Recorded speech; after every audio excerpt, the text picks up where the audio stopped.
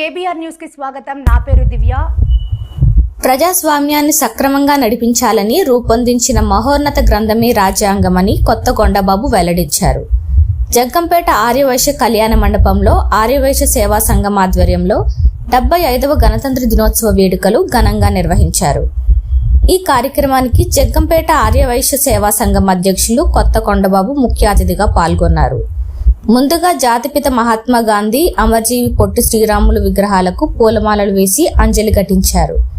అనంతరం భారతదేశ జాతీయ జెండాను ఆవిష్కరించి ప్రసంగించారు. అనంతరం పిల్లలకు స్వీట్లు పంపిణీ చేశారు. ఈ కార్యక్రమంలో ఆర్యవైశ్య సంఘం, వాసవి క్లబ్, వనితా క్లబ్, ఆర్యవైశ్య మహిళా సంఘం తదితరులు పాల్గొన్నారు.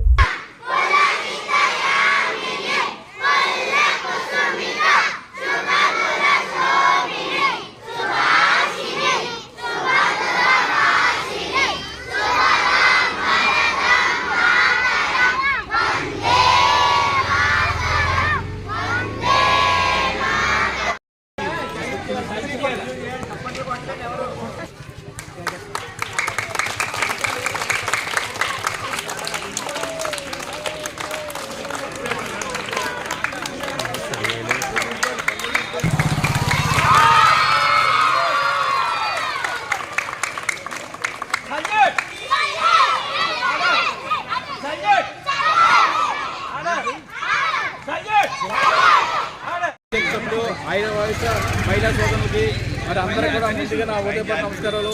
చిన్నారి పిల్లలకి అందరూ కూడా నా దీవెనలు.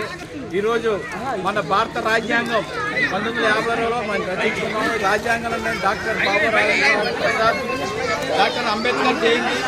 మరి అందరూ కష్టపడి మహానుభావులు భారత రాజ్యాంగం రాశారు. మనకి స్వతంత్రం వచ్చిన తర్వాత రాజ్యాంగం, భారత రాజ్యాంగం 1950లో మనం రాసుకున్నాం. డాక్టర్ రాజేంద్ర ప్రసాద్, అంబేద్కర్ వారు పెద్ద పెద్ద మహానుభావులు అందరూ కూడా మన దేశం కోసం పోరాడి రాజ్యాంగం తీసుకొచ్చారు. బ్రిటిష్ కాలంలో 200 సంవత్సరాలు బ్రిటిష్ పరిపాలించారు. వాళ్ళందరినీ ఎరగొట్టి వాళ్ళందరూ బయటకు పంపించిన తర్వాత మన భారత రాజ్యాంగం రాసుకున్నాం.